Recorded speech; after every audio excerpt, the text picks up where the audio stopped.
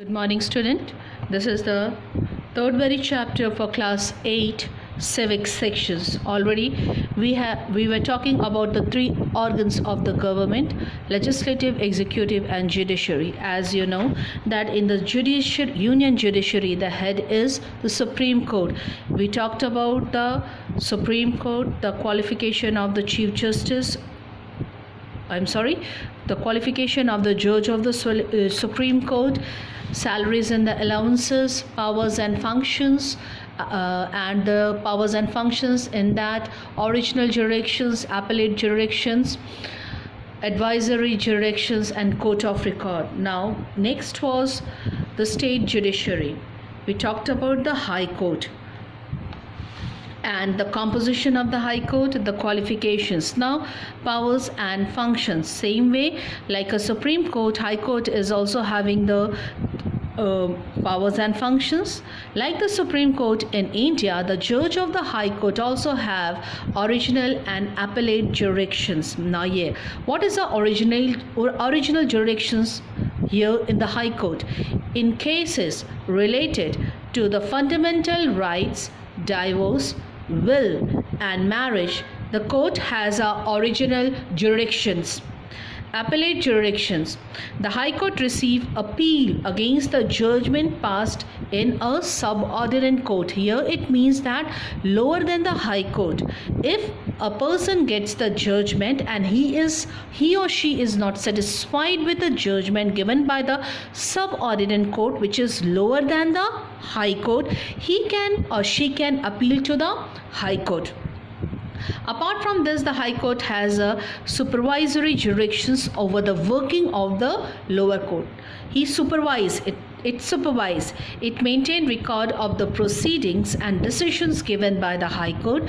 These records may be referred to by the lower court in the similar cases. This line means that it is a court of record. Whatever the judgment has been given in the High Court, it is kept as a record for whom? The lower court in the similar cases.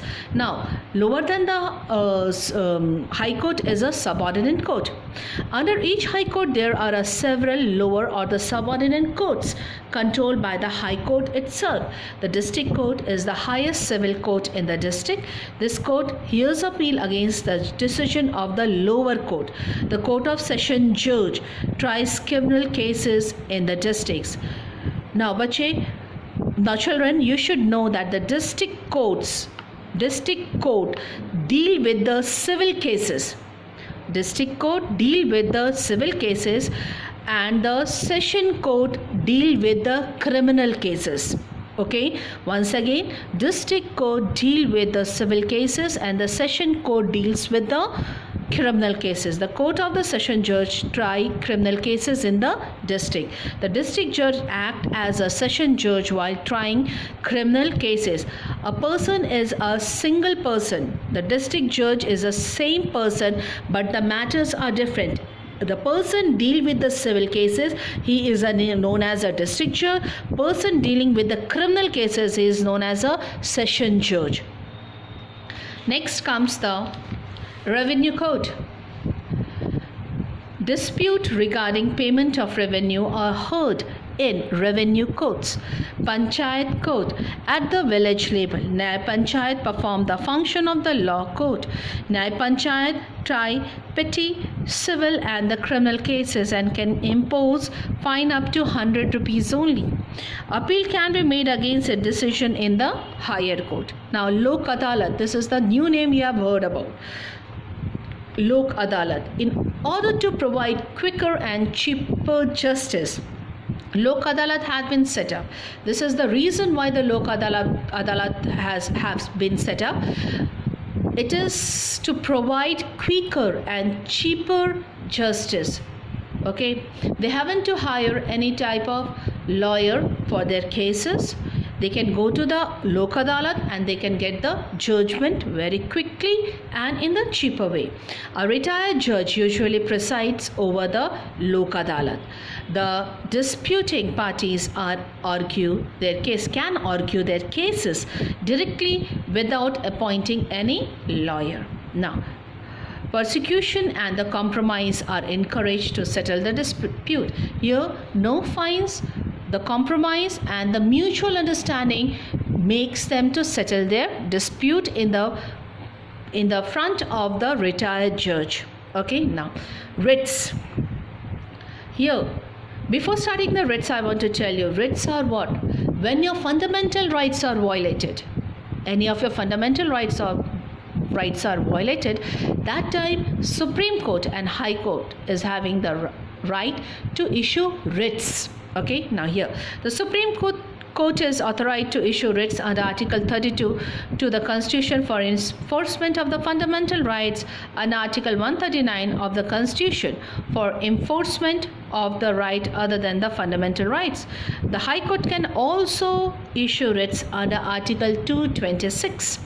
There are mainly 5 kinds of writs, namely, these are the writs pachae, habeas corpus, it's a certiorari, mandamus, quo warrantio, and prohibition. The basic nature of the writs are. So what is this writs? The writs of habeas corpus is issued to the detaining authority, order to detainer to produce the detained person in the court. Next, the writs of certiorari. It's issued to lower court to direct that the record of the case be sent up to review together with all the supporting files, evidence and document, usually with the intention of overruling the judgment of the lower court.